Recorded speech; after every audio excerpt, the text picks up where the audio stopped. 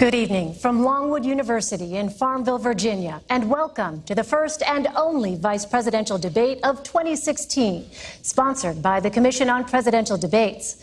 I'm Elaine Quijano, anchor at CBSN and correspondent for CBS News. It's an honor to moderate this debate between Senator Tim Kaine and Governor Mike Pence. Both are longtime public servants who are also proud fathers of sons serving in the U.S. Marines. The campaigns have agreed to the rules of this 90-minute debate. There will be 9 different segments covering domestic and foreign policy issues. Each segment will begin with a question to both candidates, who will each have 2 minutes to answer. Then I'll ask follow-up questions to facilitate a discussion between the candidates. By coin toss, it's been determined that Senator Kaine will be first to answer the opening question. We have an enthusiastic audience tonight. They've agreed to only express that enthusiasm once at the end of the debate, and right now, as we welcome Governor Mike Pence and Senator Tim Kaine. Yes,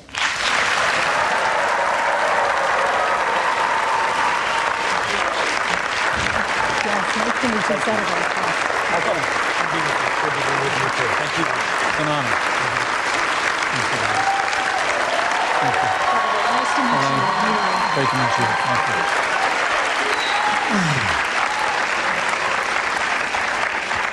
you. Gentlemen, welcome. It truly is a privilege to be with both of you tonight. I'd like to start with the topic of presidential leadership. 28 years ago, tomorrow night, Lloyd Bentsen said the vice presidential debate was not about the qualifications for the vice presidency, but about how, if tragedy should occur, the vice president has to step in without any margin for error, without time for preparation, to take over the responsibility for the biggest job in the world. What about your qualities, your skills, and your temperament equip you to step into that role at a moment's notice? Senator Kaine. Elaine, thank you for being here tonight. And Governor Pence, welcome. It is so great to be back at Longwood University in Farmville, Virginia. This is a very special place. 65 years ago, a young, courageous woman, Barbara Johns, led a walkout of her high school, Moton High School. She made history by protesting school segregation. She believed our nation was stronger together, and that walkout led to the Brown versus Board of Education decision that moved us down the path toward equality. I am so proud to be running with another strong, history-making woman, Hillary Clinton, to be President of the United States. I'm proud because her vision of stronger together, building an economy that works for all, not just those at the top, being safe in the world, not only with a strong military, but also strong alliances to battle terrorism and climate change, and also to build a community of respect, just like Barbara Johns tried to do 65 years ago. That's why I'm so proud to be her running mate. Hillary told me why she asked me to be her running mate. She said, the test of a Clinton administration will not be the signing of a bill or the passage of a bill. It'll be whether we can make somebody's life better, whether we can make a classroom better learning environment for school kids or teachers, whether we can make us safer. It's going to be about results. And she said to me, you've been a missionary and a civil rights lawyer. You've been a city councilman and mayor. You've been a lieutenant governor and now a U.S. senator. I think you will help me figure out how to govern this nation so that we always keep in mind that the success of the administration is the difference we make in people's lives. And that's what I bring to the ticket, that experience, having served at all levels of government. But my primary role is to be Hillary Clinton's right-hand person and strong supporter as she puts together the most historic administration possible. And I relish that role. I'm so proud of her. I'll just say this. We trust Hillary Clinton, my wife and I, and we trust her with the most important thing in our life. We have a son deployed overseas in the Marine Corps right now. We trust Hillary Clinton as President and Commander-in-Chief, but the thought of Donald Trump as Commander-in-Chief scares us to death. Governor Pence. Well, first off, thank you, Elaine, and thank you to Norwood University for their wonderful hospitality. The Commission on Presidential Debates is deeply humbling for me to be here. Be surrounded by my wonderful family, and Senator Kaine, it's an honor to be here with you as well. And I also want to say thanks to everyone that's looking in tonight, who understands what an enormously important time this is in the life of our nation. For the last 7.5 years, we've seen America's place in the world weakened. We've seen an economy stifled by more taxes, more regulation, a war on coal, and a failing health care reform come to be known as Obamacare. And the American people know that we need to make a change. And so I want to thank all of you for being with us tonight. I also want to thank Donald Trump for making that call and inviting us to be a part of this ticket.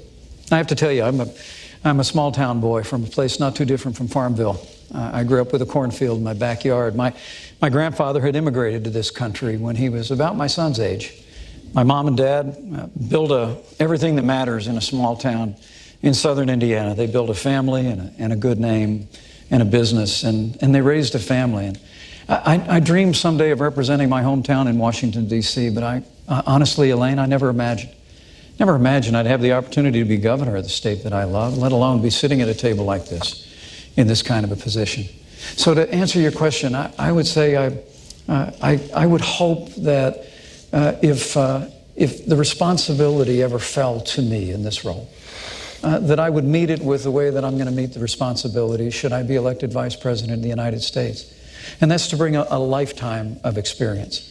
A lifetime growing up in a small town, a lifetime where I've served in the Congress of the United States, where I've led a state that works in the great state of Indiana. And whatever other responsibilities might follow from this, I would hope and frankly I would pray to be able to meet that moment with that lifetime of experience.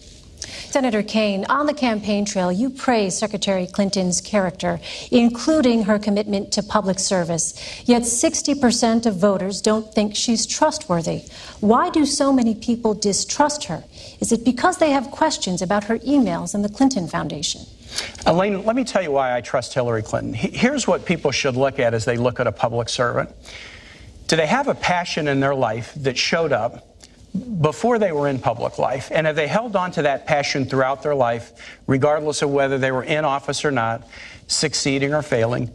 Hillary Clinton has that passion. From a time as a kid in a Methodist youth group in the suburbs of Chicago, she has been focused on serving others with a special focus on empowering families and kids. As a civil rights lawyer in the South with the Children's Defense Fund, First Lady of Arkansas and this country's Senator, Secretary of State, it's always been about putting others first. And that's a sharp contrast with Donald Trump. Donald Trump always puts himself first. He built a business career, in the words of one of his own campaign staffers, off the backs of the little guy. And as a candidate, he started his campaign with a speech where he called Mexicans rapists and criminals, and he has pursued the discredited and really outrageous lie that President Obama wasn't born in the United States. It is so painful to suggest that we go back to think about these days where an African American could not be a citizen of the United States. And I can't imagine how Governor Pence can defend the insult-driven, selfish, me-first style of Donald Trump. Governor Pence, let me ask you, you have said Donald Trump is, quote, thoughtful, compassionate, and steady. Yet 67% of voters feel he is a risky choice, and 65% feel he does not have the right kind of temperament to be president. Why do so many Americans think Mr. Trump is simply too erratic? Well, let me say first and foremost that Senator, you and Hillary Clinton would know a lot about an insult-driven campaign. It really is remarkable. At a time when literally, in the wake of Hillary Clinton's tenure as Secretary of State, where she was the architect of the Obama administration's foreign policy, we see entire portions of the world, particularly the wider Middle East, literally spinning out of control. I mean, the situation we're watching hour by hour in Syria today is a result of the failed foreign policy and the weak foreign policy that Hillary Clinton helped lead in this administration and create. The newly emboldened the aggression of Russia, whether it was in Ukraine or now their heavy-handed approach. Their heavy-handed approach. You both have said Vladimir Putin is a better. Gentlemen, we're going to get to Russia in just a moment, but I do want to get back to the question. In the midst, Elaine, thank you, Senator. These guys have praised Vladimir Putin as a great leader. How can they defend that, Senator? We do have that coming up here, but in the meantime, the questions were about your running mates. I must have hit a nerve here. Why the disconnect? At a time of great challenge in the life of this nation, where we've weakened America's place in the world, stifled America's economy, the campaign of Hillary Clinton and Tim Kaine has been an avalanche of insults. Look, to get to your question about trustworthiness, Donald Trump has built a business through hard times and through good times. He's brought an extraordinary business acumen.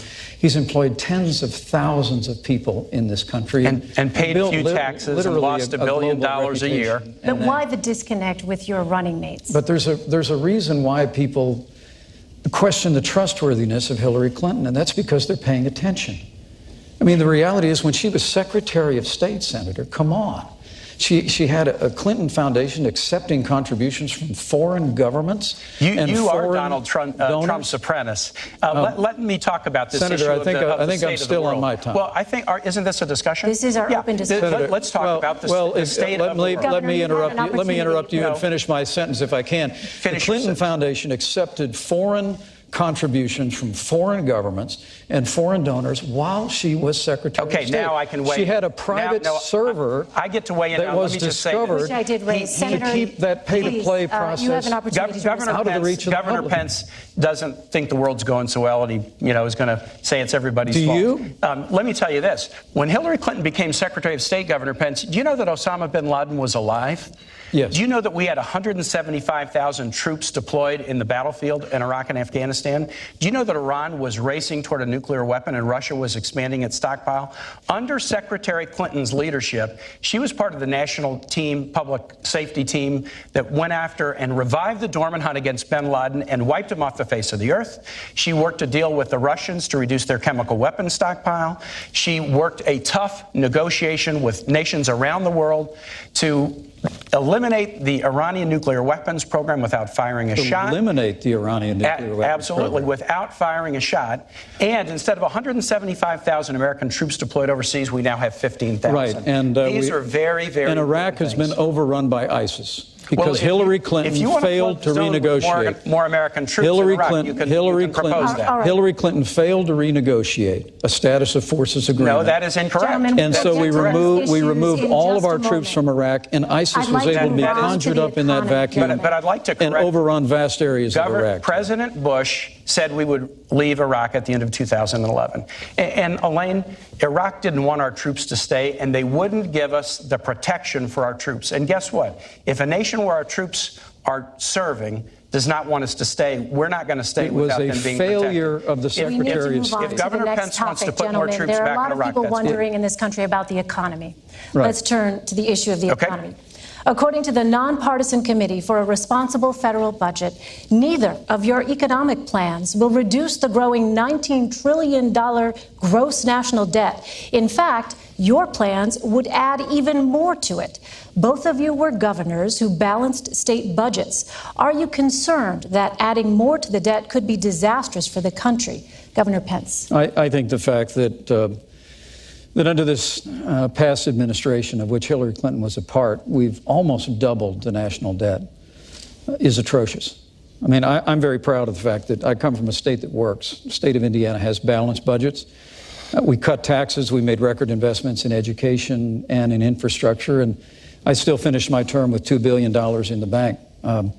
That's a little bit different than when Senator Kaine was governor here in Virginia. He actually tried to raise taxes by about $4 billion. He left his state about $2 billion in the hole. The state of Indiana, we've cut unemployment in half, unemployment doubled when he was governor. But I think he's a very fitting running mate for Hillary Clinton.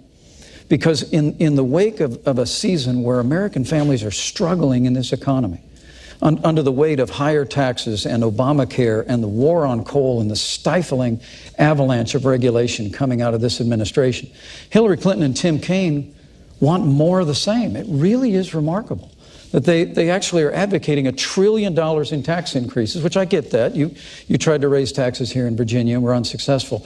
But $1 trillion in tax increases, more regulation, more of the same war on coal, and more of Obamacare that now even former President Bill Clinton calls Obamacare a crazy plan. But Hillary Clinton and Tim Kaine want to build on Obamacare. They want to expand it into a single-payer program. And for all the world, Hillary Clinton just thinks Obamacare is a good start. Look, Donald Trump and I have a plan to get this economy moving again. Just the way that it worked in the 1980s, just the way it worked in the 1960s.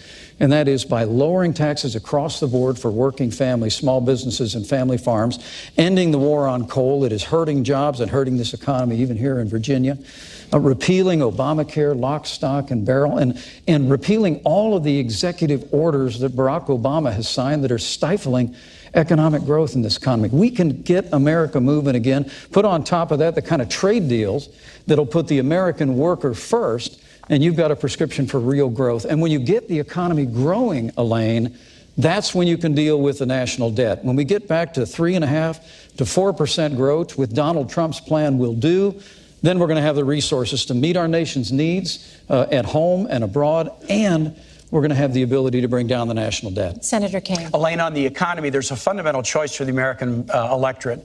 Do you want a you're hired president in Hillary Clinton, or do you want a you're fired president in Donald Trump? I think that's not such a hard choice. Hillary and I have a plan that's on the table that's a you're hired plan. 5 components. First thing we do is we invest in manufacturing, infrastructure, and research in the clean energy jobs of tomorrow.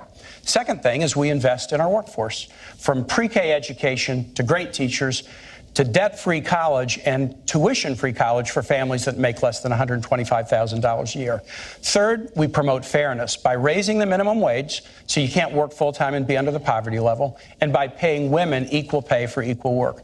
Fourth, we promote small business growth, just as we've done in Virginia. To make it easier to start and grow small businesses, Hillary and I each grew up in small business families. My dad, who ran an iron working and welding shop, is here tonight. And fifth, we have a tax plan that targets tax relief to middle-class individuals and small businesses and ask those at the very top who've benefited as we've come out of recession to pay more. The Trump plan is a different plan. It's a you're fired plan, and there's 2 key elements to it. First, Donald Trump said wages are too high. And both Donald Trump and Mike Pence think we ought to eliminate the federal minimum wage. Mike Pence, when he was in Congress, voted against raising the minimum wage above $5.15. And he has been a one-man bulwark against minimum wage increases in Indiana. The second component of the plan is massive tax breaks for the very top. Trillions of dollars of tax breaks for people just like Donald Trump. The problem with this, Elaine, is that's exactly what we did 10 years ago, and it put the economy into the deepest recession since the 1930s. Independent analysts say the Clinton plan would grow the economy by 10.5 million jobs. The Trump plan would cost 3.5 million jobs. And Donald Trump, why would he do this? Because his tax plan basically helps him, and if he ever met his promise, and he gave his tax returns to the American public like he said he would, we would see just how much his economic plan is really a Trump first plan. On that point, Governor Pence, recently the New York Times released part of Mr. Trump's 1995 tax return and reported that he could have avoided paying federal income taxes for years. Yesterday, Mr. Trump said he brilliantly used the laws to pay as little tax as legally possible. Does that seem fair to you? Well, first, let me say I appreciated the you're hired, you're fired thing. Senator, you used that a whole lot, and I think your running mate used a lot of pre-done lines. Look, what you all just heard out there is more taxes, $2 trillion in more spending, more deficits, more debt, more government. And if you think that's all working, then you look at the other side of the table.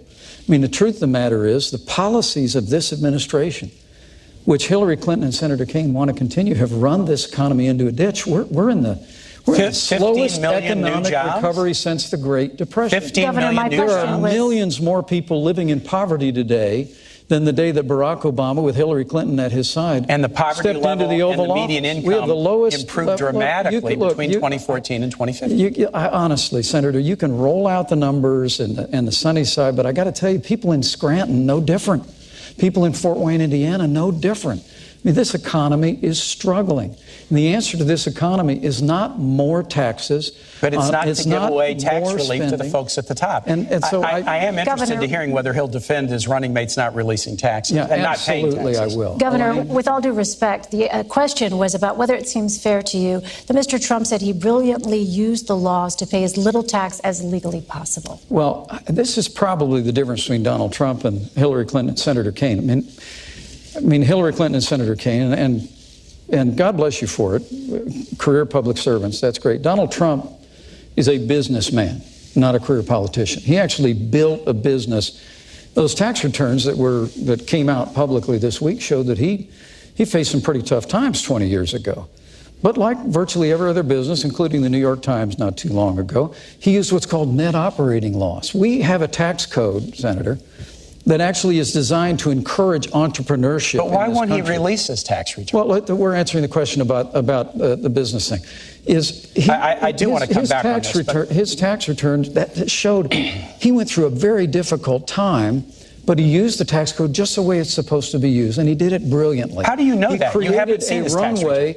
Because he's created a business that's worth billions of dollars today. How do you know that? And with regard to paying taxes, this whole riff about not paying taxes and people saying he didn't pay taxes for years, Donald Trump has created tens of thousands of jobs, and he's paid payroll taxes, sales taxes, Senator, I'm going to give you about 30 seconds to respond, and I have a question on Social Security. Hillary Clinton is going to raise taxes, and Donald Trump and I are going to cut them. Donald Trump started this campaign in 2014. He said, if I run for president, I will absolutely release my taxes. He's broken his first promise. Second, he stood on the stage on the stage last week, and when Hillary said you haven't been paying taxes, he said, that makes me smart. So it's smart not to pay for our military. It's smart not to pay for veterans. It's smart not to pay for teachers. And I guess all of us who do pay for those things, I guess we're stupid. And the last thing I'll say Senator, is this. do you take all the deductions that you're entitled to? The last thing I want to ask Governor Pence is this. Governor Pence had to give Donald Trump his tax returns to show he was qualified to be vice president. Donald Trump must give the American public his tax returns to show that he's qualified to be president, and he's breaking his promise. Elaine, I have to respond to this. You get very little time. I'll be very respectful. Governor. Look, Donald Trump has filed over 100 pages of financial disclosure, which is what the law requires. But he said he would release his tax returns. The American people can review that, and he's going, Senator, he's going to release his tax returns, and the audit Social Security. is over. Richard Nixon released tax returns when he was under audit. They're going to raise your taxes. Gentlemen, if you can't meet the Nixon standard, the people at home cannot understand either one of you when you speak over each other. I would please ask you to wait until it is that the other is finished. All right, Senator we're having Kaine, fun up here. On the issue of Social Security, in 18 years, when the Social Security trust funds run out of money, you'll be 76. The Committee for a Responsible Federal Budget estimates your benefits could be cut by as much as $7,500 per year. What would your administration do to prevent this cut? First, we're going to protect Social Security, which was one of the greatest programs that the American government has ever done. It happened at a time when you would work your whole life, raising your kids, working, being a Little League coach or a Sunday school teacher, and then you would retire into poverty. And Social Security has enabled people to retire with dignity and overwhelmingly not be in poverty. We have to keep it solvent, and we will keep it solvent. And we'll look for strategies like adjusting the payroll tax cap upward in order to do that. Here's what Hillary and I will not do, and I want to make this very plain. We will never, ever engage in a risky scheme to privatize Social Security. Donald Trump wrote a book, and he said Social Security is a Ponzi scheme, and privatization would be good for all of us. And when Congressman Pence was in Congress, he was the chief cheerleader for the privatization of Social Security. Even after President Bush stopped pushing for it, Congressman Pence kept pushing for it. We're going to stand up against efforts to privatize Social Security, and we'll look for ways to keep it solvent going forward, focusing primarily on the payroll tax cap. Governor Pence, I'll give you an opportunity to respond. Well, thanks, Elaine. There they go again. Okay. All Donald Trump and I have said about Social Security is we're going to meet our obligations to our seniors. That's it. Go read the book. We've said we're going to meet the obligations of Medicare. That's what this campaign is really about, Senator. And I get this is the old scare tactic that they roll out, scare the seniors. But you have a voting record, Governor. And I get all of that. I just, look, there's a question that you asked a little bit earlier that I have to go back to. I can't believe that you won't defend your own voting record. I have to go back to. Well, look, you're running with Hillary Clinton, who wants to raise taxes by $1 trillion, increase spending by $2 trillion. And you say you're going to keep the promises of Social Security. Donald Trump and I are going to cut taxes. We're going to reform government programs. You're going to raise taxes on the middle class. So we can meet the obligations of Social Security and Medicare. All right. If we stay on the path that your party has us on, we're going to be in a mountain range of debt. and we're going to face hard choices. Gentlemen, I want to move on now. You did ask now. us a question about debt, and the debt explosion on the Trump plan is much, much bigger than anything on the Clinton side. All right, let me move on now 305 to the economists issue said of your law plan is bad for the enforcement economy. and race relations. Law enforcement and race relations. After the Dallas police shooting, Police Chief David Brown said, quote, "We're asking cops to do too much in this country. Every societal failure, we put it off on the cops to solve. Not enough mental health funding, not enough drug addiction funding. Schools fail. Let's give it to the cops." Do we ask too much of police officers in this country? And how would you specifically address the chief's concerns? Senator Kaine. Elaine, I think that's a very fair comment. I think we put a lot on police shoulders. And this is something I got a lot of scar tissue and experience on. I was a city councilman and mayor in Richmond. And when I came in, we had one of the highest homicide rates in the United States. We fought very, very hard over the course of my time in local office with our police department, and we reduced our homicide rate nearly in half. And then when I was governor of Virginia, we worked hard too. And we did something we had really wanted to do. For the first time ever, we cracked the top 10 safest states because we worked together. Here's what I learned as a mayor and a governor. The way you make communities safer and the way you make police safer is through community policing. You build the bonds between the community and the police force, build bonds of understanding, and then when people feel comfortable in their communities, that gap between the police and the communities they serve narrows. And when that gap narrows, it's safer for the communities and it's safer for the police. That model still works across our country, but there are some other models that don't work. An overly aggressive, more militarized model. Donald Trump recently said we need to do more stop and frisk around the country. That would be a big mistake because it polarizes the relationship between the police and the community. So here's what we'll do. We'll focus on community policing. We will focus on, and Hillary Clinton has rolled out a really comprehensive mental health reform package that she worked on with law enforcement professionals.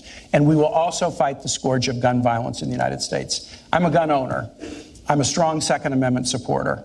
But I got a lot of scar tissue because when I was governor of Virginia, there was a horrible shooting at Virginia Tech. And we learned that through that painful situation, that gaps in the background record check system should have been closed and it could have prevented that crime. And so we're going to work to do things like close background record checks. And if we do, we won't have the tragedies that we did. One of those killed at Virginia Tech was a guy named Liviu Librescu. He was a 70-plus-year-old Romanian Holocaust survivor. He'd survived the Holocaust. Then he survived the Soviet Union takeover of his country. But then he was a visiting professor at Virginia Tech, and he couldn't survive the scourge of gun violence. We can support the Second Amendment and do things like background record checks and make us safer, and that'll make police safer too. Governor Pence. You know, my uncle was a cop, a career cop, on the beat in downtown Chicago. He was my hero when I was growing up. When we go up to visit my dad's family in Chicago, my three brothers and I would marvel at my uncle when he would come out in his uniform, sidearm at his side. Police officers are the best of us. I mean, men and women, white, African American, Asian, Latino, Hispanic, they put their lives on the line every single day. And let me say, at the risk of agreeing with you, community policing is a great idea. Mm-hmm. It's worked in the Hoosier State. And we fully support that. Donald Trump and I are going to make sure that law enforcement have the resources and the tools to be able to really restore law and order to the cities and communities of this nation. It's probably why the 330,000 members of the Fraternal Order Police endorsed Donald Trump as the next president of the United States of America, because they see his commitment to them. They see his commitment to law and order. But they also hear the bad-mouthing that comes from people that seize upon tragedy in the wake of police action shootings as a reason to use a broad brush to accuse law enforcement of implicit bias or institutional racism, and that really has got to stop. I mean, when an African-American police officer in Charlotte named Brentley Vinson, an all-star football player who went to Liberty University here in the state, came home, followed his dad into law enforcement, joined the force in Charlotte in 2014, was involved in a police action shooting that claimed the life of Keith Lamont Scott. It was a tragedy. I mean, we mourn with those who mourn. We grieve with those who grieve. We're saddened at the loss of life. But Hillary Clinton actually referred to that moment as an example of implicit bias in the police force, where she used, when she was asked in the debate a week ago whether there was implicit bias in law enforcement, her only answer was that there's implicit bias in everyone in the United States. I just think what we ought to do is we ought to stop seizing on these moments of tragedy. We ought to assure the public that we'll have a full and complete and transparent investigation whenever there's a loss of life because of police action. But Senator, please, enough of this seeking every opportunity to demean law enforcement broadly by making the accusation of implicit bias every time tragedy occurs. Elaine, people shouldn't be afraid to bring up issues of bias in law enforcement. And if you're afraid to have if you're afraid to have the discussion, you'll never solve it. And so here's an example, heartbreaking. We would agree this is a heartbreaking example. The guy Philando Castile, who was killed in St. Paul. He was a worker, a valued worker in a local school. And he was killed for no apparent reason in an incident that will be discussed and will be investigated. But when folks went and explored this situation, what they found is that Philando Castile, who was they called him Mr. Rogers with dreadlocks in the school that he worked. The kids loved him. That he had been stopped by police 40 or 50 times before that fatal incident. And if you look at sentencing in this country, African Americans and Latinos get sentenced for the same crimes at very different rates. We need criminal justice reform. Indiana has passed criminal justice reform. But I just want to say, those who say we should not be able to bring up and talk about bias in the system will never solve the problem. When an African American police officer is involved in a police action shooting involving an African American, why would Hillary Clinton accuse that African American police officer of implicit bias? I guess I can't believe you are defending the position that there is no bias and it's a topic. Governor Pence, I have a question on that point. I did not make that statement. Your fellow Republican, Governor Pence, Senator Tim Scott, who is African American, recently spoke on the Senate floor. He said he was stopped 7 times by law enforcement in 1 year. A U.S. He Senator. said, I have felt the anger, the frustration, the sadness, and the humiliation that comes with feeling like you're being targeted for nothing more than being just yourself. What would you say to Senator Scott about his experiences? Well, I have the deepest respect for Senator Scott, and he's a close friend. And what I would say is that we need to adopt criminal justice reform nationally. I signed criminal justice reform in the state of Indiana, Senator, and we're very proud of it. I worked when I was in Congress on the Second Chance Act. We have got to do a better job recognizing and correcting the errors in the system that do reflect an institutional bias in criminal justice. But what Donald Trump and I are saying is, let's not have the reflex of assuming the worst of men and women in law enforcement. We truly do believe that law enforcement is not a force for racism or division in our country. Scott, Governor? Law enforcement in this country is a force for good. They truly are people that put their lives on the line every single day. But I would suggest to you, what we need to do is assert a stronger leadership at the national level to support law enforcement. You just heard Senator Kaine reject a stop and frisk. Well, I would suggest to you that the families that live in our inner cities that are besieged by crime... Elaine, What would you tell Senator Scott? If I could jump, but I've heard Senator Scott make that eloquent plea. And look, criminal justice is about respecting the law and being respected by the law. So there is a fundamental respect issue here.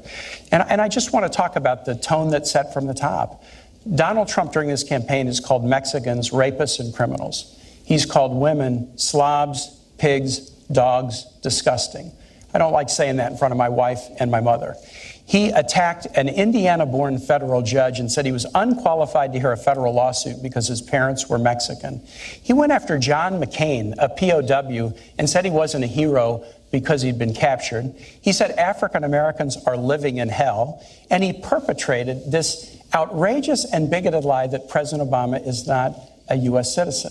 If you want to have a society where people are respected and respect laws, you can't have somebody at the top who demeans every group that he talks about. And I cannot believe that Governor Pence will defend the insult-driven campaign that Donald Trump has run. All right, I want to turn to our next segment now, immigration. Your running mates have both said that undocumented immigrants who have committed violent crimes should be deported. What would you tell the millions of undocumented immigrants who have not committed violent crimes? Governor Pence. Donald Trump's laid out a plan to end illegal immigration once and for all in this country. We've been talking it to death for 20 years. Hillary Clinton and Tim Kaine want to continue the policies of open borders, amnesty, catch and release, sanctuary cities, all the things that are driving wages down in this country, Senator. And also, too often, with criminal aliens in the country, it's bringing heartbreak. But Donald Trump has a plan that he laid out in Arizona that will deal systematically with illegal immigration, beginning with border security, internal enforcement. It's probably why, for the first time in the history of Immigrations and Customs Enforcement, their union actually endorsed Donald Trump as the next president of the United States, because they know they need help to enforce the laws of this country. And Donald Trump has laid out a priority to remove criminal aliens, remove people that have overstayed their visas. And once we have accomplished all of that, which will strengthen our economy, strengthen the rule of law in the country, and make our communities safer once the criminal aliens are out, then we'll deal with those that remain. But I have to tell you, I was listening to the avalanche of insults coming out of Senator Kaine a minute ago. These were Donald. He says, hold on a second. It's my time, Senator. It is, in fact, the governor's time. I apologize. This is your 2 minutes. Thanks, I forgive you. He says ours is an insult-driven campaign. Did you all just hear that? Ours is an insult-driven campaign. I mean, to be honest with you, if Donald Trump had said all the things that you said he said, in the way you said he said them, he still wouldn't have a fraction of the insults that Hillary Clinton leveled when she said that half of our supporters were a basket of deplorables. She said they were irredeemable. They were not America. I mean, it's extraordinary. And then she laid one after another ism on millions of Americans who believe that we can have a stronger America at home and abroad, who believe we can get this economy moving again, who believe that we can end illegal immigration once and for all.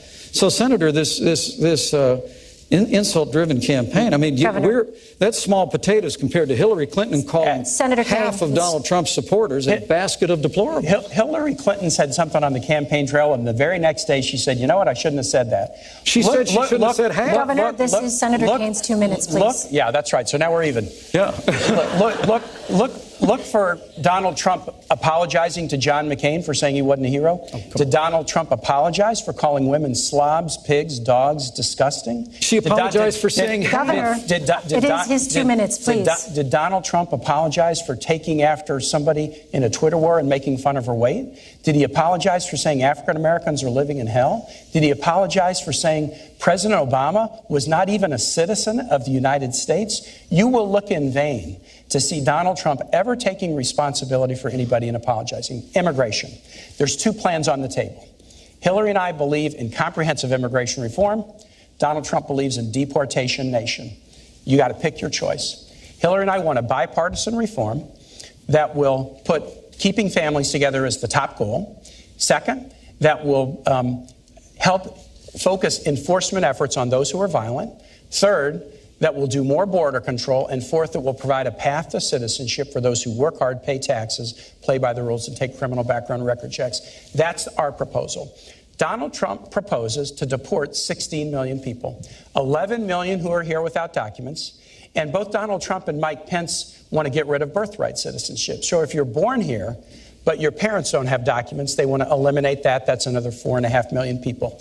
These guys, and Donald Trump has said it, deportation force. They want to go house to house, school to school, business to business, and kick out 16 million people. And I cannot believe that Governor Pence would sit here and defend his running mate's claim that we should create a deportation force so that they'll all be gone. Senator, we have a deportation force. It's called Immigrations and Customs Enforcement. And the Union for Immigrations and Customs Enforcement, for the first time in their history, endorsed Donald Trump to be the next president of the United States. So you like the 16 million deportation plan? Senator, that's nonsense. Look, What you just heard is they have a plan for open borders, amnesty. That goes, our plan is like Ronald Reagan's plan from reform. 1986. They call it comprehensive immigration reform on Capitol Hill. We all know the routine. It's amnesty. And you heard one of the last things he mentioned was border security. That's how Washington always plays it. No, so I always Governor, say we're going to do this, for border security 3 years ago, and Governor Pence was against it. Governor, Mr. Ronald Trump Reagan has said a nation without borders is not a nation. Donald Trump is committed to restoring the borders of this nation, So, Governor, securing our how nation, would these millions of enforcing our laws. undocumented immigrants leave? Would they be forcibly removed? Well, I think Donald Trump laid out a series of priorities that doesn't end with border security. It begins with border security.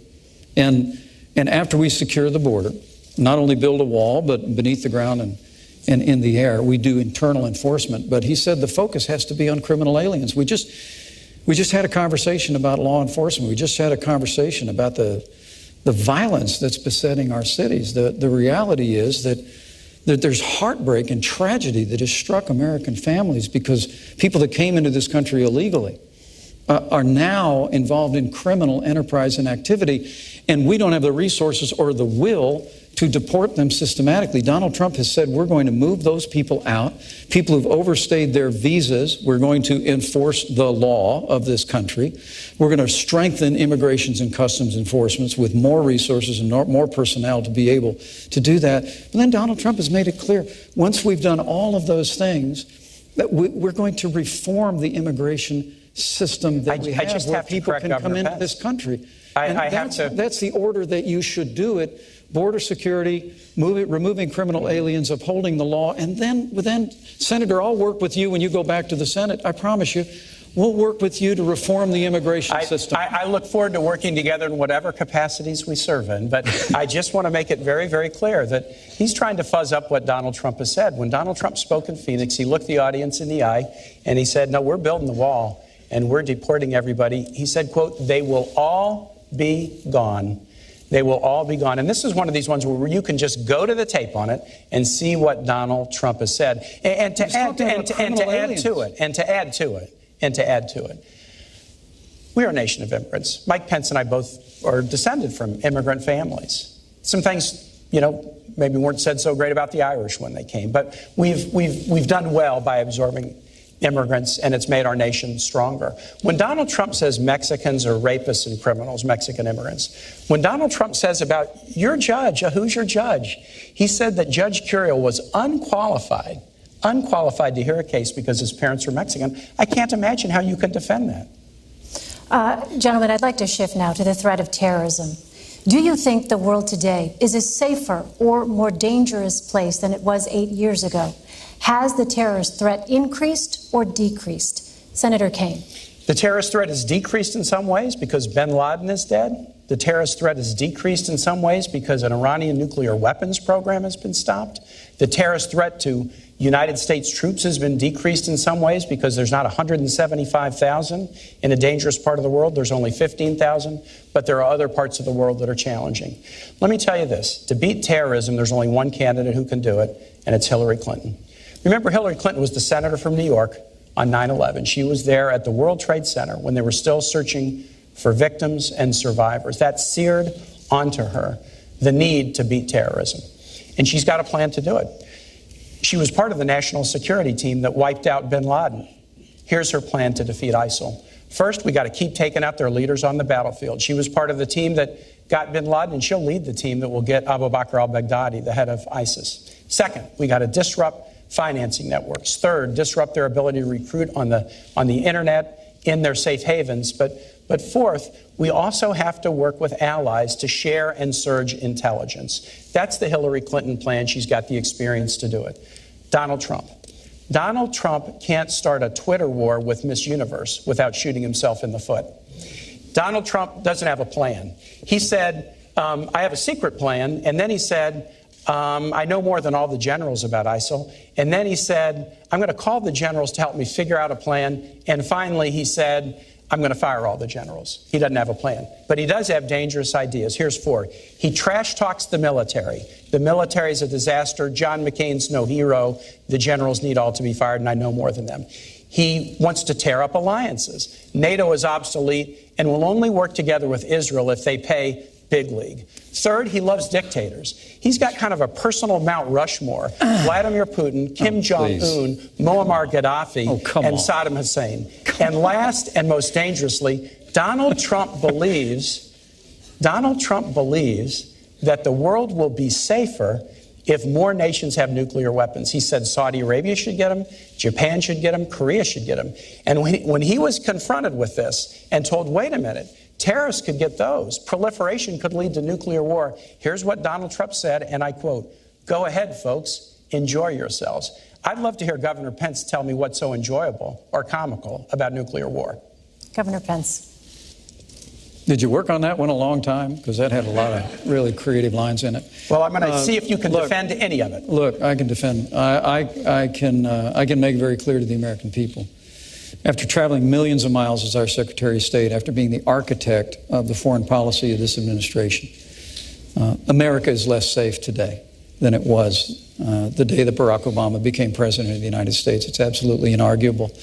We've weakened America's place in the world. It's been a combination of factors, but mostly it's been a lack of leadership. I mean, I will give you, and I was in Washington, D.C. on 9/11. I saw the clouds of smoke rise from the Pentagon. I was in Virginia, where the Pentagon's located. I know you were. Mm-hmm. We all lived through that day as a nation. It was heartbreaking. And I want to give this president credit for bringing Osama bin Laden to justice. But the truth is, Osama bin Laden led al-Qaeda. Our primary threat today is ISIS. And because Hillary Clinton failed to renegotiate a status of forces agreement that would have allowed some American combat troops to remain in Iraq and secure the hard-fought gains the American soldier had won by 2009, ISIS was able to be literally conjured up out of the desert, and it's overrun vast areas that the American soldier had won in Operation Iraqi Freedom. My heart breaks for the likes of Lance Corporal Scott Zubowski. He fell in Fallujah in 2005. He fought hard through some of the most difficult days in Operation Iraqi Freedom. And he paid the ultimate sacrifice to defend our freedom and secure that nation. And that nation was secured in 2009. But because Hillary Clinton and Barack Obama failed to provide a status of forces agreement and leave sufficient troops in there, we are back at war. The president just ordered more troops on the ground. We are back at war in Iraq. And Scott Zubowski, whose mom would always come to Memorial Day events in Newcastle, Indiana to see me, and I'd always give her a hug and tell her we're never going to forget our son, and we never will. Scott Zubowski and the sacrifices the American soldier made were squandered in Iraq because this administration created a vacuum in which ISIS was able to grow. And a reference to the Iranian deal that Hillary Clinton initiated, $150 billion stopping a to the nuclear radical weapons mullahs program without in Iran. firing a shot. You didn't stop the nuclear weapons program. Did. You Even the Israeli military says it stopped. Guaranteed that Iran will someday become a nuclear power because there's no limitations once the period of time of the treaty comes off. Governor Pence, Mr. Trump has proposed extreme vetting of immigrants from parts of the world that export terrorism. But that does not address many of the recent terrorist attacks in the United States, such as the Orlando nightclub massacre and the recent bombings in New York and New Jersey. Those were homegrown, committed by U.S. citizens and legal residents. What specific tools would you use to prevent those kinds of attacks? Well, I think it's a great question, Elaine. But it really does begin with us reforming our immigration system and putting the interests, particularly the safety and security of the American people first. I mean, Donald Trump has called for extreme vetting for people coming in to this country so that we don't bring people into the United States who are hostile to our Bill of Rights freedoms, who are hostile to the American way of life. But also, Donald Trump and I are committed to suspending the Syrian refugee program and programs and immigration from areas of the world that have been compromised by terrorism. Hillary Clinton and Tim Kaine want to increase the Syrian refugee program by 500. Elaine, I want to tell you about our plan. Homegrown. Yeah. And so, but first, let's make sure we're putting the safety and security of the American people first instead of Hillary Clinton expanding the Syrian or refugee instead of you program. violating the Constitution But- by blocking people based on their national origin rather than on whether they're dangerous. That's absolutely false. That's what the Seventh Circuit decided. Here's the difference. The Seventh Circuit- We have different views on refugee issues and on immigration. Hillary and I want to do enforcement based on, are people dangerous? These guys say all Mexicans are bad. And with That's respect to false. refugees, we want to keep people out if they're dangerous. Donald Trump said keep them out if they're Muslim. Mike Pence put a program in place to keep them out if they're from Syria. And yesterday, an appellate court with 3 Republican judges struck down the Pence plan and said it was discriminatory. And those judges, we should focus upon danger, not upon discrimination. Elaine, to your point, those judges said it was because there wasn't any evidence yet that ISIS had infiltrated the United States. Well, Germany just arrested 3 Syrian refugees who were connected to ISIS. But they told you there's a right way and a wrong way to do it. But look, if you're going to be critical of me on that, that's fair game. I will tell you, after 2 Syrian refugees were involved in the attack in Paris that is called Paris's 9/11, as governor of the state of Indiana, I have no higher priority than the safety and security of the people of my state. But Governor so you Pence, bet I suspended that program. But Governor Pence, and I stand by that decision. And if I'm vice president of the United States or Donald Trump is president, we're going to put the safety and security of the American people first. Can we just be clear? Hillary and I will do immigration enforcement and will vet refugees based on whether they're dangerous or not. We won't do it based on discriminating against you from the country you come from or the religion that you practice. But the problem with that is completely antithetical to the Jeffersonian values of equality. Elaine, the director of the FBI or Homeland Security said, we can't know for certain who these people are coming from Syria. Yes, we can. And when we don't let them know, we don't let them in. So the when FBI, we don't know who they are, we don't let them in. The FBI and Homeland Security said, we can't know for certain. You've got to err on the side of the safety and security of the American people, Senator.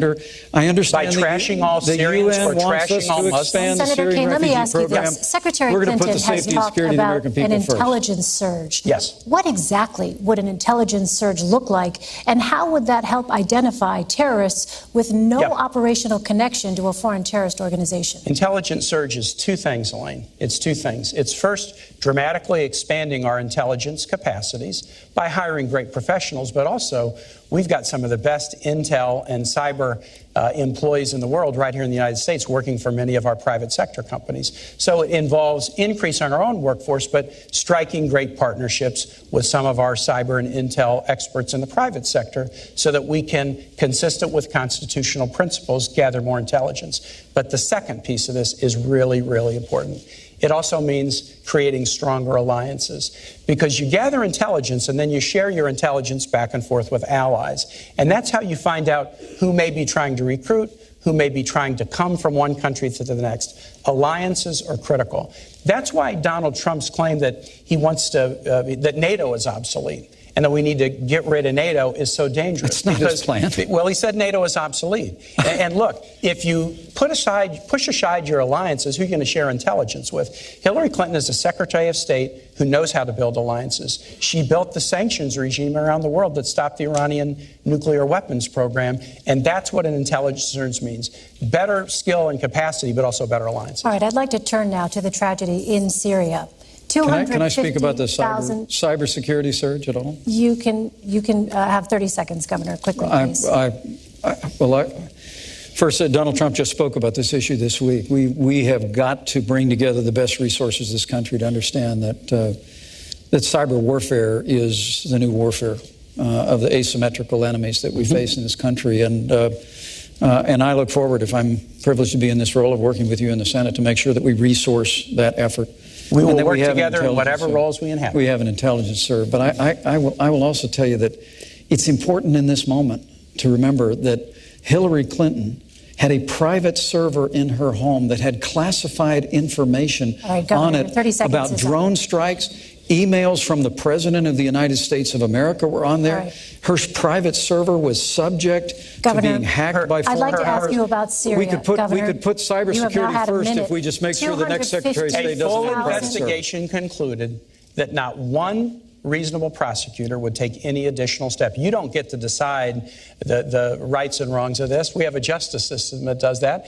And a Republican FBI director did an investigation and concluded. All right, we are moving on now. Senator, if your son or my son handled classified information the way Hillary Clinton did, they'd be court-martialed. That is absolutely false, and you know that. Absolutely and you know true. that, Governor. It's absolutely true. Because the Gentlemen, FBI did an investigation. Gentlemen. And they concluded that there was no reasonable prosecutor who would take it further. Senator Kaine, Governor Pence, please. Syria. I want to turn now to Syria. 250,000 people, 100,000 of them children, are under siege in Aleppo, Syria.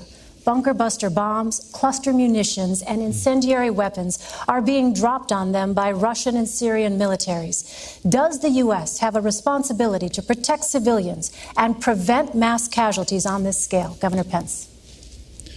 The United States of America needs to begin to exercise strong leadership to protect the vulnerable citizens and over 100,000 children in Aleppo. Hillary Clinton's top priority when she became Secretary of State was the Russian reset. The Russian reset. After the Russian reset, the Russians invaded Ukraine and took over Crimea.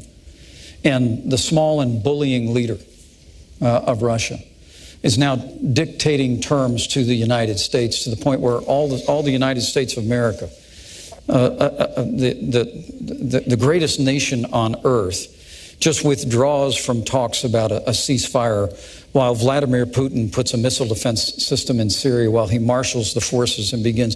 Look, we have got to begin to lean into this with strong, broad-shouldered American leadership. It begins by rebuilding our military. I mean, the Russians and the Chinese have been making enormous investments in the military. We have the smallest Navy since 1916. We have the lowest number of troops since the end of the Second World War. We've got to work with the Congress and Donald Trump will to rebuild our military and project American strength in the world. But about Aleppo and about Syria, I truly do believe that what America ought to do right now is to immediately establish safe zones so that families and vulnerable families with children can move out of those areas, work with our Arab partners real time right now to make that happen. And secondly, I just have to tell you that the provocations by Russia need to be met with American strength.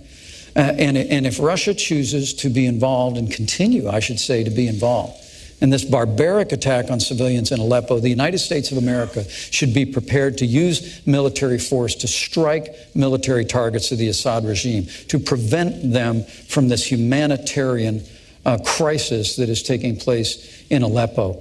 There's a broad range of other things that we ought to do as well. We ought to deploy a missile defense shield to the Czech Republic and Poland, which Hillary Clinton and Barack Obama pulled back on out of not wanting to offend the Russians back in 2009.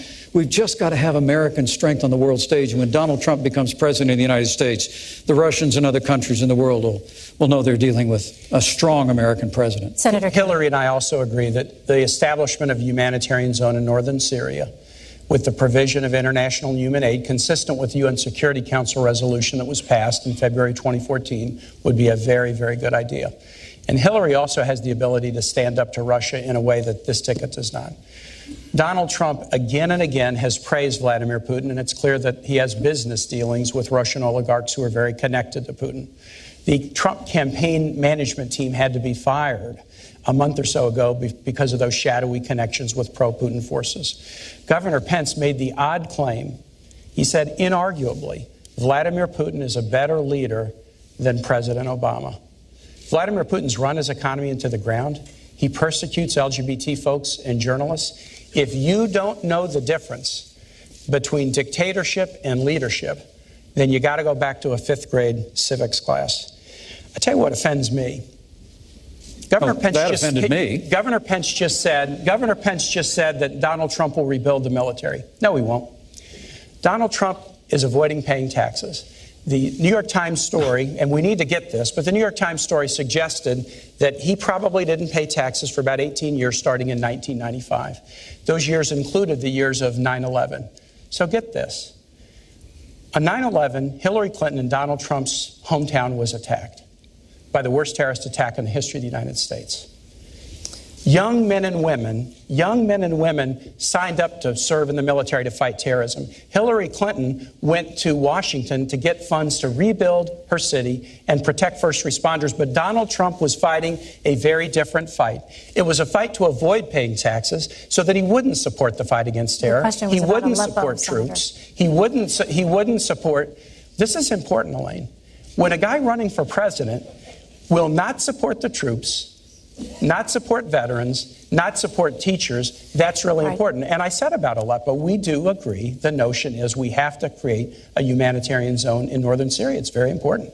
Governor Pence, you had mentioned no-fly zone. Where would you propose setting up a safe zone specifically? How would you keep it safe? Well, first and foremost, Donald Trump supports our troops.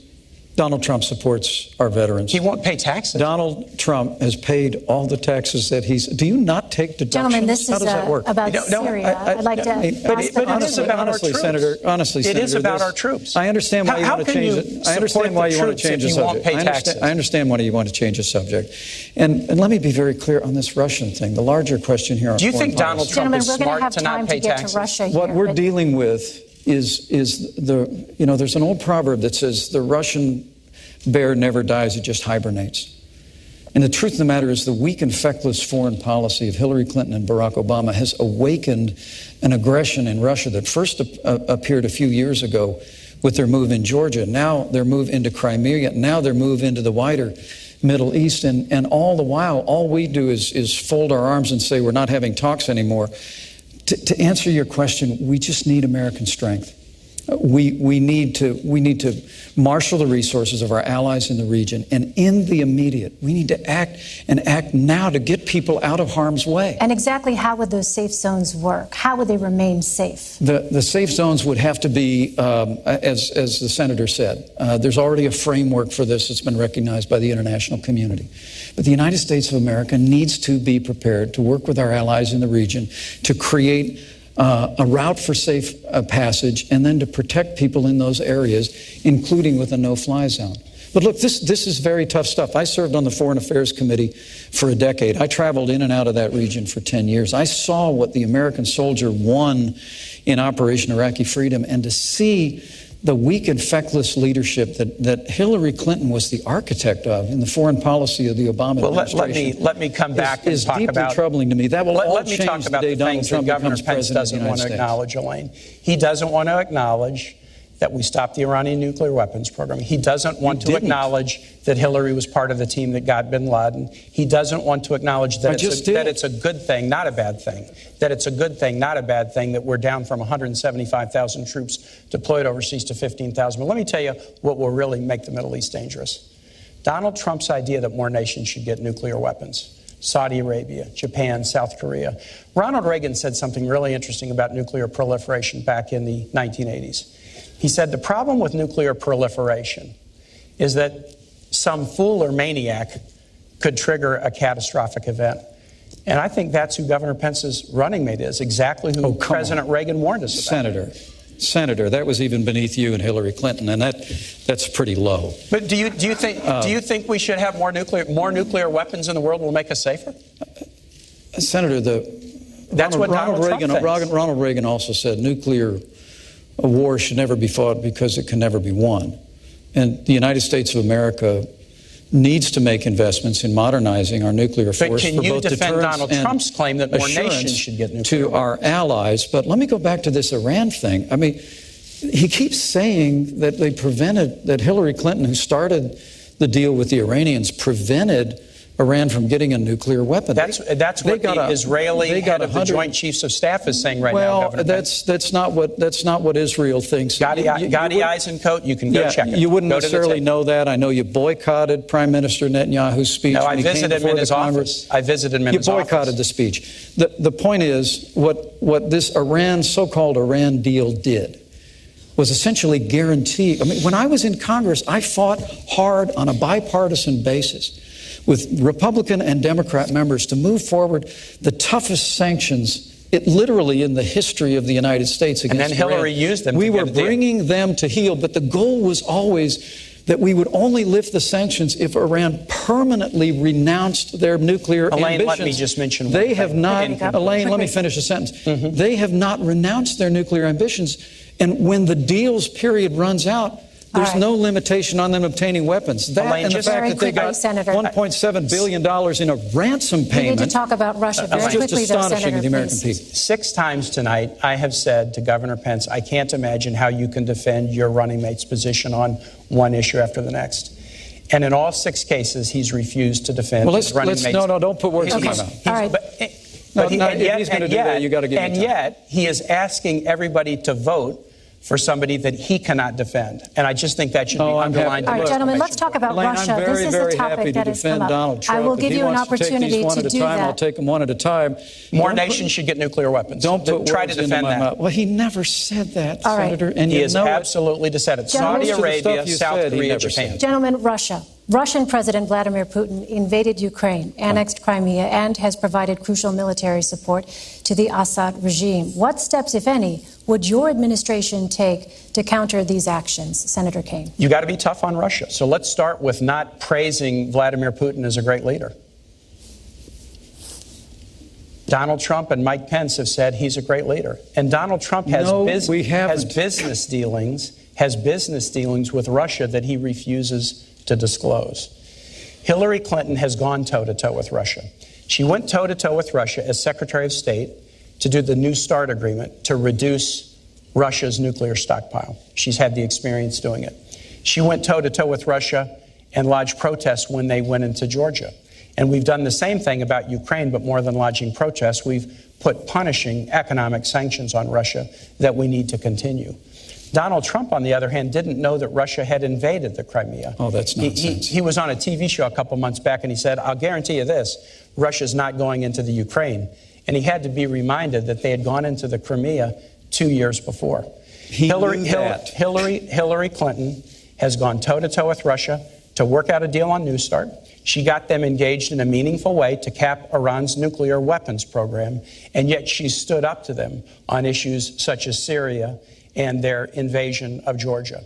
You've got to have the ability to do that, and Hillary does.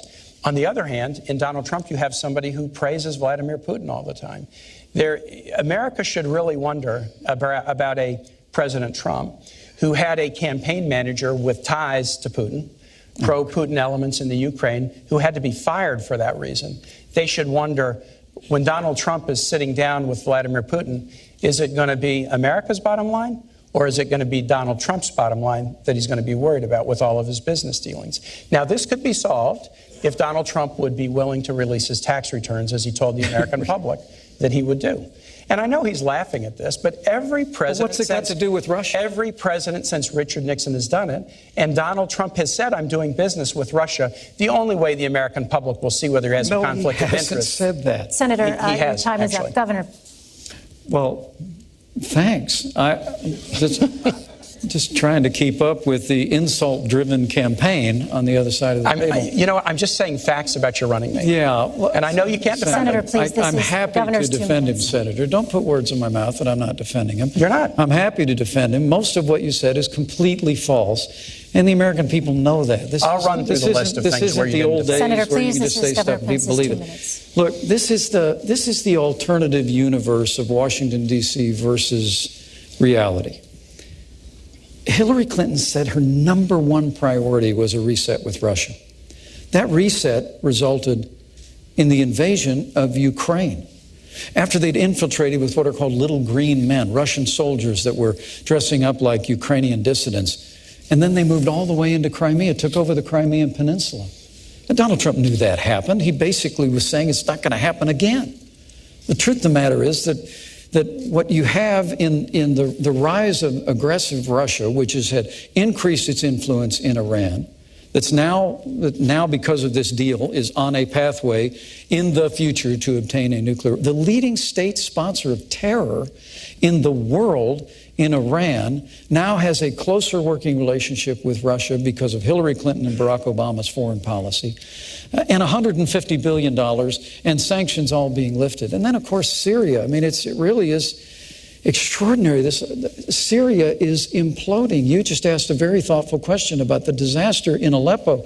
ISIS is headquartered in Raqqa. ISIS from Raqqa has overrun vast areas that at great sacrifice the American soldier won in Operation Iraqi Freedom. And yet Senator Kaine still sits here, loyal soldier, I get all that, and saying that the foreign policy of Hillary Clinton and Barack Obama somehow made the world more secure. I mean, it really is astonishing We've that wiped out the leader of Al-Qaeda. on the day that Iran released 4 American hostages, nuclear weapons. we delivered $400 million in cash as a ransom payment for Americans held by the radical mullahs in Tehran. And Governor, just today, Mr. Trump said, quote, Putin has no respect for Hillary Clinton and no respect for Obama.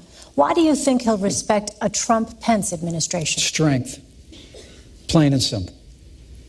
Business. Donald Trump, that's nonsense.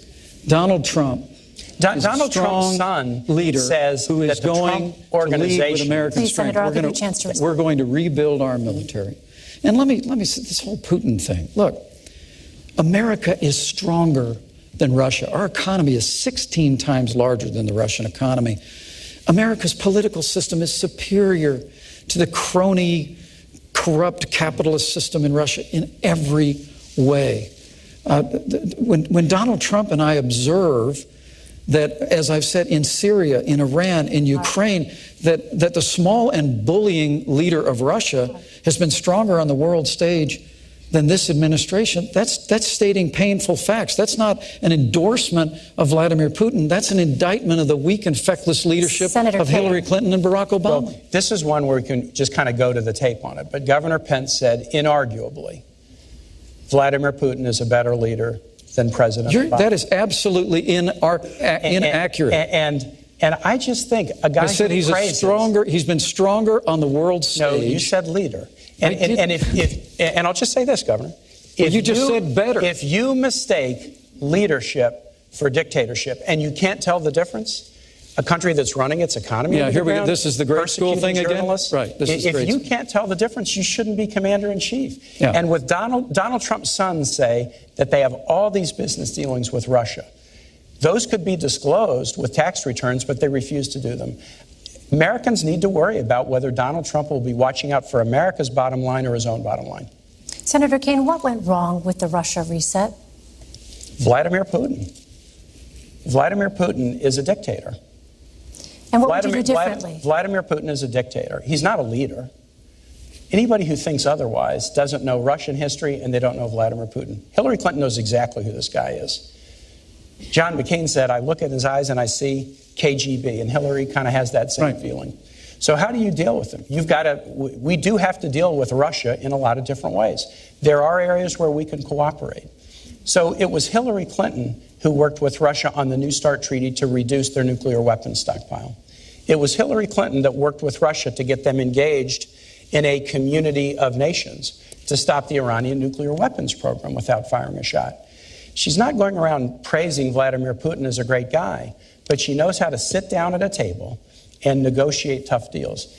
This is a very challenging part of the world, and we ought to have a commander-in-chief who has prepared and done it, rather than somebody who goes around praising Vladimir Putin as a great leader. All right, I'd like to ask now about North Korea, Iran, and the threat of nuclear weapons.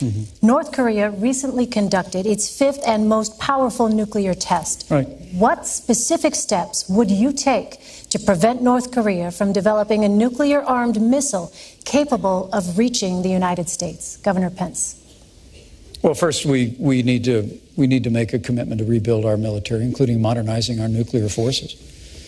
And we also need an effective American diplomacy that will marshal the resources of nations in the Asian Pacific Rim to put pressure on North Korea, on Kim Jong-un, to abandon his nuclear ambitions. It has to remain the policy of the United States of America, the denuclearization of the Korean Peninsula. Plain and simple. And when Donald Trump is president of the United States, we're not going to have the kind of posture in the world that has Russia invading Crimea and Ukraine, that has the Chinese building new islands in the South China Sea, that has literally the world, including North Korea, flouting American power. We're we're going to go back to the days of peace through strength. But I have to tell you that all this talk about tax returns, and I get it, you want to keep bringing that up. It must have until played well in some focus group. But here, Hillary Clinton and her husband set up a private foundation called the Clinton Foundation. While she was Secretary of State, the Clinton Foundation accepted tens of millions of dollars from foreign governments and foreign donors. Now y'all need to know out there, this is basic stuff. Foreign donors and certainly foreign governments cannot participate in the American political process. They cannot make financial contributions. But the Clintons figured out a way to create a foundation where foreign governments and foreign donors could donate millions of dollars. And then we found, thanks to the good work of the Associated Press, that more than half of her private meetings when she was Secretary of State were given to major donors of the Clinton Foundation. When you talk about all these baseless rumors about Russia and the rest, Hillary Clinton, you asked the trustworthy question at the very beginning. The reason the American people don't trust Hillary Clinton is because they are looking at the pay-to-play politics that she operated with the Clinton Foundation through a private server while she's Secretary of State. And they're saying enough is enough. Senator Kaine. I'm going to talk about the foundation, then I'll talk about North Korea. So, on the foundation, I am glad to talk about the foundation. The Clinton Foundation is one of the highest rated charities in the world. It provides AIDS drugs to about 11.5 million people. It helps Americans deal with opioid overdoses. It gets higher rankings for its charity than the American Red Cross does. The Clinton Foundation does an awful lot of good work. Hillary Clinton, as Secretary of State, took no action to benefit the foundation. The State Department did an investigation, and they concluded that everything Hillary Clinton did as Secretary of State was completely in the interests of the United States. So the foundation does good work, and Hillary Clinton, as Secretary of State, acted in the interest of the United States. But let's compare this now with the Trump Organization and the Trump Foundation. The Trump Organization is an octopus-like organization with tentacles all over the world whose conflict of interest could only be known if Donald Trump would release his tax returns. He's refused to do it.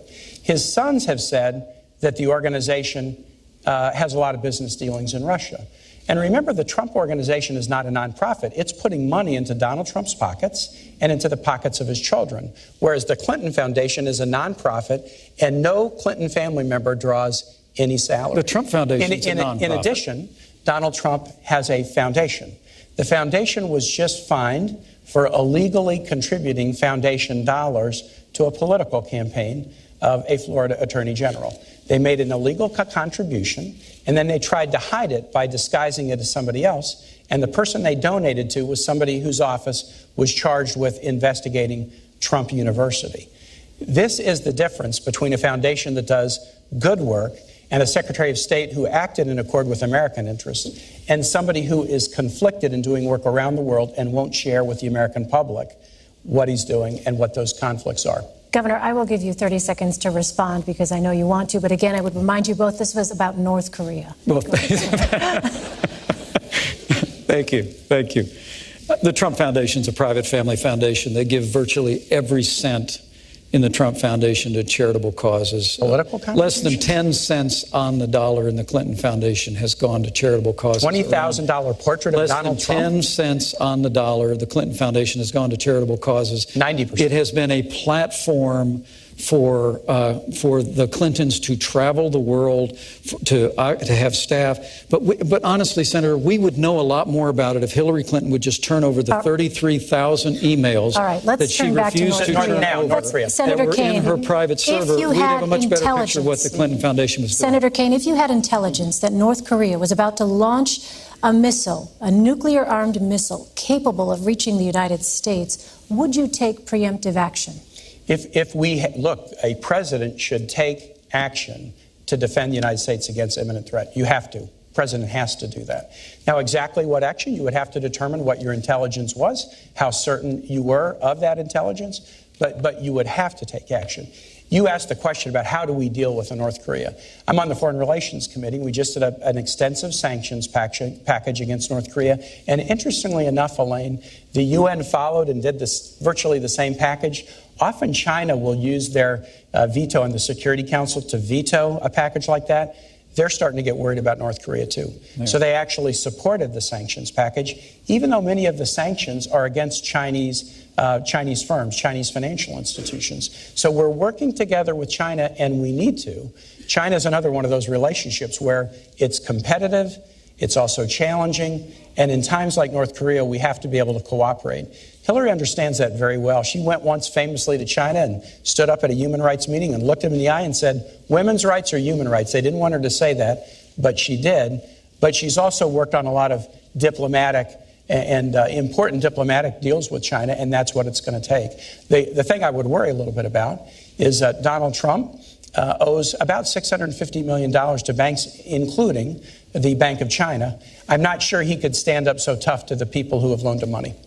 All right, I'd like to turn to our next segment now. And in this, I'd like to focus on social issues. You have both been open about the role that faith has played in your lives. Can you discuss in detail a time when you struggled to balance your personal faith and a public policy position? Senator Kaine. Yeah, that's an easy one for me, Elaine. It's an easy one. I'm really fortunate. I grew up in a wonderful household with great Irish Catholic parents. My mom and dad are sitting right here. I was educated by Jesuits at Rockhurst High School in Kansas City, my 40th reunions in 10 days. And I worked with Jesuit missionaries in Honduras now nearly 35 years ago, and they were the heroes of my life. I try to practice my religion in a very devout way and follow the teachings of my church in my own personal life. But I don't believe in this nation, a First Amendment nation, where we don't raise any religion over the other and we allow people to worship as they please, that the doctrines of any one religion should be mandated for everyone. For me, the hardest struggle in my faith life was the Catholic Church is against the death penalty, and so am I. But I was governor of a state, and the state law said that there was a death penalty for crimes if the jury determined them to be heinous. And so I had to grapple with that. When I was running for governor, I was attacked pretty strongly because of my position on the death penalty. But I looked the voters of Virginia in the eye and said, look, this is my religion. I'm not going to change my religious practice to get one vote, but I know how to take an oath and uphold the law. And if you elect me, I will uphold the law. And I was elected, and I did. It was very, very difficult to allow executions to go forward, but in circumstances where I didn't feel like there was a case for clemency, I told Virginia voters I would uphold the law, and I did. That was a real struggle, but I think it is really, really important that those of us who have deep faith lives don't feel like we can just substitute our own views for everybody else in society, regardless of their views. Governor Pence. Well, it's a wonderful question, and my Christian faith is at the very heart of who I am. I was also raised in a wonderful family of faith. It was church on Sunday morning and grace before dinner, but my Christian faith became real for me when I made a personal decision for Christ when I was a freshman in college. And I've tried to live that out, however imperfectly, every day of my life since. And with my wife at my side, we followed a calling into public service where we've tried to keep faith with the values that we cherish. And with regard to when I struggle, I appreciate and I have a great deal of respect for Senator Kaine's sincere faith. I truly do. That's shared. But for me, I would tell you that for me, the sanctity of life proceeds out of the belief that ancient principle that where God says, before you were formed in the womb, I knew you. And so from my first time in public life, I've sought to stand with great compassion for the sanctity of life. The state of Indiana has also sought to make sure that we expand alternatives in healthcare counseling for women, non-abortion alternatives. I'm also very pleased with the fact we're well on our way in Indiana to becoming the most pro-adoption state in America. I think if you're going to be pro-life, you should be pro-adoption. But what I can't understand is with Hillary Clinton and now Senator Kaine at her side is to support a practice like partial birth abortion. I mean, to hold to the view, and I know Senator Kaine, you hold pro-life views personally, but the very idea that a child that is almost born into the world could still have their life taken from them is just anathema to me. And I can't conscience about a party that supports that. Or that I know you've historically opposed taxpayer funding of abortion, but Hillary Clinton wants to repeal the long-standing provision in the law where we said we wouldn't use taxpayer dollars to fund abortion. So for me, my faith informs my life. I try and spend a little time on my knees every day, but it all for me begins with cherishing the dignity, the worth, the value of every human life. Elaine, this is a fundamental question. A fundamental question. Hillary and I are both people out of religious backgrounds. Her Methodist church experience was really formative for her as a public servant. But we really feel like you should live fully and with enthusiasm the commands of your faith. But it is not the role of the public servant to mandate that for everybody else. So let's talk about abortion and choice. Let's talk about that. We support Roe versus Wade. We support the constitutional right of American women to consult their own conscience, their own supportive partner, their own minister, but then make their own decision about pregnancy. That's something we trust American women to do that. And we don't think that women should be punished, as Donald Trump said they should, for making the decision to have an abortion. Governor Pence wants to repeal Roe versus Wade. He said he wants to put it on the ash heap of history. And we have some young people in the audience who weren't even born when Roe was decided. This is pretty important. Before Roe versus Wade, states could pass criminal laws to do just that, to punish women if they made the choice to terminate a pregnancy. I think you should live your moral values. But the last thing, the very last thing that government should do is have laws that would punish women who make reproductive choices. And that is the fundamental difference between a Clinton-Kaine ticket and a Trump-Pence ticket that wants to punish women who make that choice. It's really not. Donald Trump and I would never support legislation that punished women who made the heartbreaking choice to end a pregnancy. And why did Donald Trump say that? We just never would. Why did he say that? Well, look, he's not a polished politician like you and Hillary Clinton. And so, well, I would don't admit always that's not come a out exactly the way he means them. But I'm telling you what other policy of our administration Great line from the Gospel of Matthew. From the fullness of the heart, the mouth speaks. Yeah. When Donald Trump says women should be punished, or Mexicans are rapists and criminals, I'm telling or John McCain's not a hero, he is showing you who he is. Senator, you whipped out that Mexican thing again. Look. Can you defend it? There are criminal aliens in this country, Tim, who have come into this country illegally, who are perpetrating violence and taking American lives. You want to use a big tar brush against Mexicans? He also said, and many of them are good people. You keep leaving that out of your quote. And if you want me to go there, I'll go there.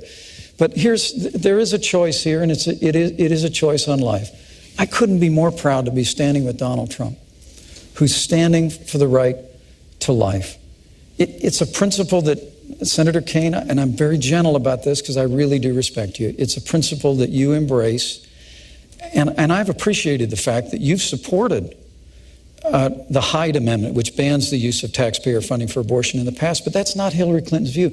People need to understand we can come together as a nation. We can create a culture of life. More and more young people today are embracing life because we know we're better for it. We can, like Mother Teresa said at that famous National Prayer Breakfast. This is important. Let's welcome the children into our world. There are so many families around the country who can't have children. If we could improve adoption so that families that can't have children can adopt more readily those children. Why don't you trust women to make this choice for themselves? We can encourage people to support life. Of course we can, but why don't you trust women? Why doesn't Donald Trump trust women to make this choice for themselves? That's what we ought to be doing in public life, living our lives of faith or motivation with enthusiasm and excitement, convincing each other, dialoguing with each other about important moral issues of the day. But on fundamental issues of morality, we should let women make their own decisions. Because a society can be judged by how it deals with its most vulnerable, the aged, the infirm, the disabled, and the unborn. I believe it with all my heart, and I couldn't be more proud to be standing with a pro-life candidate in Donald Trump. I do have one final question for you both tonight. It has been a divisive campaign. Senator Kaine, if your ticket wins, what specifically are you going to do to unify the country and reassure the people who voted against you?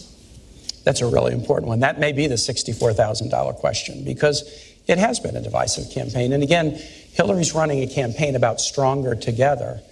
And Donald Trump, and this is not directed at this man, except to the extent that he can't defend Donald Trump. Donald Trump has run a campaign that's been about one insult after the next. But we do have to bring the country together. So here's what we'll do. Hillary Clinton was First Lady, then Senator for 8 years and Secretary of State. And I serve in the Senate. And I'm really amazed, Elaine, as I talk to Republican senators, how well they regard and respect Hillary Clinton. She was on the Armed Services Committee. She was on other committees. She worked across the aisle when she was First Lady to get the CHIP program passed so that 8 million low-income kids have health insurance in this country, including 150,000 in Indiana.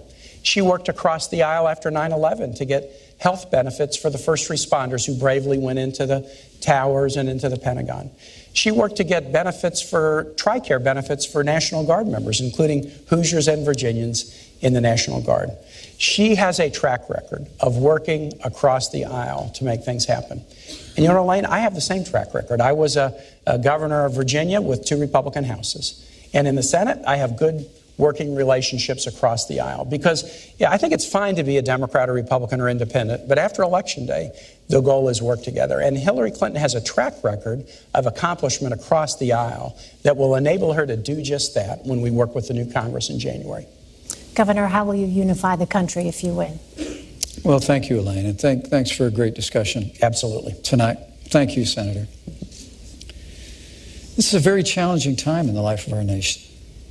Weakened America's place in the world after the leadership of Hillary Clinton and Barack Obama on the world stage has been followed by an economy that is truly struggling, stifled by an avalanche of more taxes, more regulation, Obamacare, the war on coal, and the kind of trade deals that have put American workers in the back seat. And I think the best way that we can bring people together is through change in Washington, D.C. You know, I served in Washington, D.C. for 12 years in the Congress of the United States. And I served with many Republicans and Democrats, men and women of goodwill. The potential is there to really change the direction of this country, but it's going to take leadership to do it. The American people want to see our nation standing tall on the world stage again. They want to see us supporting our military, rebuilding our military, commanding the respect of the world, and they want to see the American economy off to the races again. They want to see an American comeback. And Donald Trump's entire career has been about building. It's going through hardship just like a business person does and finding a way through smarts and ingenuity and resilience to fight forward. And when Donald Trump becomes president of the United States, we're going to have a stronger America. When you hear him say he wants to make America great again, when we do that, I truly do believe the American people are going to be standing taller. They're going to see that real change can happen after decades of just talking about it. And when that happens, the American people are going to stand tall, stand together, and we'll have the kind of unity that's been missing for way too long. All right, gentlemen, thank you so much. This concludes the vice presidential debate. My thanks to the candidates, the commission, and to you for watching. Please tune in this Sunday for the second presidential debate at Washington University in St. Louis and the final debate on October 19th at the University of Nevada, Las Vegas. From Farmville, Virginia, I'm Elaine Quijano of CBS News. Good night.